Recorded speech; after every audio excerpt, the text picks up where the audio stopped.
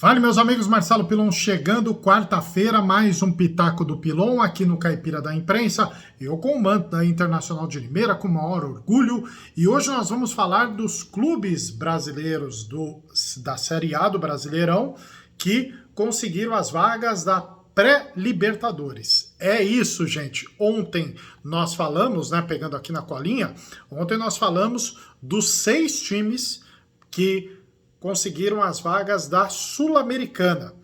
Teve 2 times que conseguiram da pré-Libertadores e nós tivemos 6 times que conseguiram da Libertadores fase de grupos. Então, dando tudo certo, nós podemos ter até 8 times na Libertadores da fase de grupo. Então, somente 2, o 6º colocado Red Bull Bragantino e o 5º colocado Botafogo, que estão na pré-Libertadores. Antes de falar dos times, como é a pré-Libertadores da América?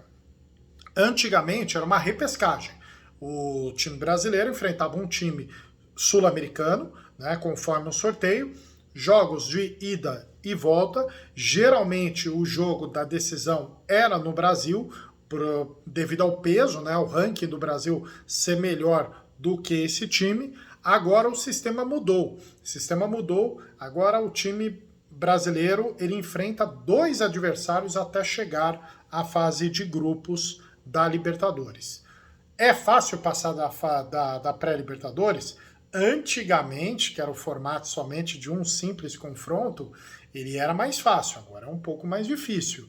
E já teve surpresas. Corinthians com Tolima, o São Paulo também perdeu uma pré-Libertadores para o Tajeres, então não é garantia de que o time estará automaticamente na fase de grupos para a Libertadores 2024.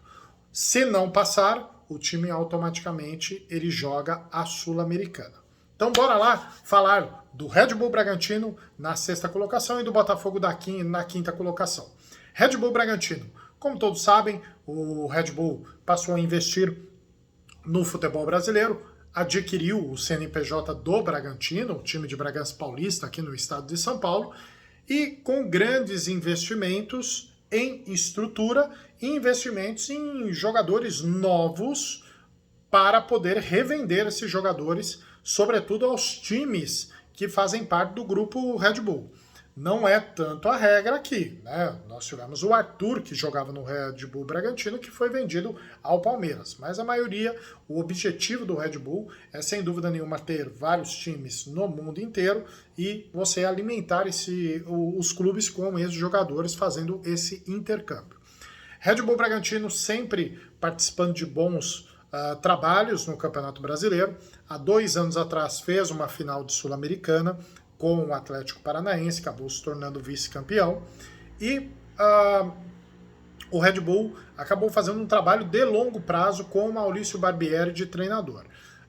Nesse ano, o Maurício Barbieri acabou deixando o Red Bull Bragantino e o Red Bull acabou optando por um português desconhecido de todos, Pedro Caixinha, e o Pedro Caixinha acabou se tornando talvez, na minha opinião e na opinião de muitos comentaristas, o treinador revelação do Brasileirão 2023. Juntando a venda do Pedro Caixinha, o Red Bull acabou abrindo os cofres e trazendo jogadores com experiência. Foi o caso do Eduardo Sacha, que fez muitos gols pelo Red Bull durante esse Brasileirão. Juntando algumas joias, como também alguns jogadores que acabaram contratando, o Red Bull acabou tendo, vamos dizer, 4 jogadores, podemos dizer que foram importantes para esse elenco. Além do Eduardo Sacha, você teve no meio de campo um excelente trabalho do Lucas Evangelista, que é daqui de Limeira, jogador da base do São Paulo, jogou na Itália e voltou para o Red Bull Bragantino.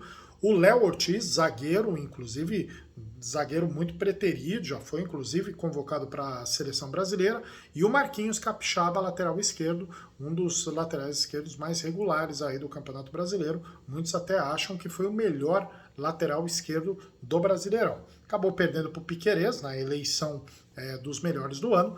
Enfim, Red Bull Bragantino tem uma boa perspectiva para poder passar essa pré-Libertadores e, sem dúvida nenhuma, o objetivo do Red Bull é lutar pelas primeiras colocações nos campeonatos que participam. Copa do Brasil, Campeonato Paulista e também busca a fase de grupos da Libertadores da América.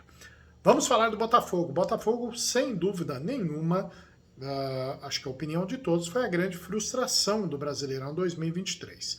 Liderou o campeonato por mais de 30 rodadas, abriu uma larga diferença, teve trocas de treinadores e, com isso, deixou chegar os adversários na diferença de pontos e acabou não só perdendo o título para o Palmeiras, como também perdendo as posições para Grêmio, Atlético Mineiro e Flamengo, terminando na 5ª colocação, nem conseguiu vaga direta da Libertadores. Situação do Botafogo, todos sabem, clube empresa, John Textor é o principal investidor. O grande problema do Botafogo foi a troca do treinador no meio do campeonato. Luiz Castro fez um excelente primeiro turno, inédito a quantidade de pontos que ele conseguiu, recebeu uma proposta do mundo árabe e foi atrás dos petrodólares, está dirigindo hoje no Sauditão o time do Cristiano Ronaldo. Foi até um pedido específico do Cristiano Ronaldo para ele ser o treinador. Com isso, o Botafogo acabou optando por outro treinador português, o Bruno Lage. E o Bruno Lage realmente se perdeu na administração do time do Botafogo. Tudo começou com a derrota para o Flamengo, um clássico, né, carioca, onde ele colocou o cargo à disposição. John Textor não gostou, já sentiu que ele não tinha mais o controle sobre o grupo do Botafogo e trouxe o Lúcio Flávio, uma solução caseira do Botafogo. E aí, com o Lúcio Flávio, acabou tendo as duas viradas históricas contra Palmeiras e Grêmio, 2 derrotas por 4-3. Isso daí realmente culminou com a saída do Lúcio Flávio. Não tinha tanta opção no mercado, tentaram ir atrás do Cuca, o Cuca com todos aqueles problemas de vida pessoal. Uns dizem que ele não recebeu a proposta, outros dizem que ele negou a proposta, e aí optaram por trazer o Thiago Nunes. Thiago Nunes não conseguiu colocar o Botafogo no caminho das vitórias. E também outro fator importante, muitos entendem que a qualidade dos jogadores do Botafogo não eram jogadores campeões, eram jogadores experientes, mas faltava a experiência de títulos para esses jogadores. Enfim, entendo que o Botafogo não é um cenário de terra arrasada, acho que tem que manter o elenco, colocar os jogadores mais experientes, começar um ano realmente focado nos objetivos. Afinal, o Botafogo teve algumas coisas a seu favor que foram diferenciais nesse Brasileirão. O fato de estar jogando no Newton Santos, o gramado, né, o gramado sintético do Newton Santos, o tapetinho, como muita gente chamou, tem jogadores experientes. Tudo bem que vai ter algumas saídas, umas possíveis saídas. O Lucas Perry, goleiro, o Adrielson, zagueiro. Tem uma sondagem muito grande pelo Eduardo, volante, um dos melhores jogadores, um dos melhores volantes aí do Campeonato Brasileiro. Tem a questão do Tiquinho Soares, né? Foi artilheiro até muito tempo, teve uma contusão, teve um problema de cunho familiar que acabou abalando nessa parte final do campeonato. Enfim, Botafogo tem que focar em mostrar que é um time de tradição, tem história e agora tem investimentos, afinal é uma SAF. São 2 times, né? Um clube empresa, que é o Red Bull, e a SAF, que é o Botafogo. São 2 times que têm totais condições de cair na fase de grupos facilmente, né? Não é para cair da pré-Libertadores para a Sul-Americana, é realmente cair e se tornar 8 times habilitados para a fase de grupos da Libertadores da América.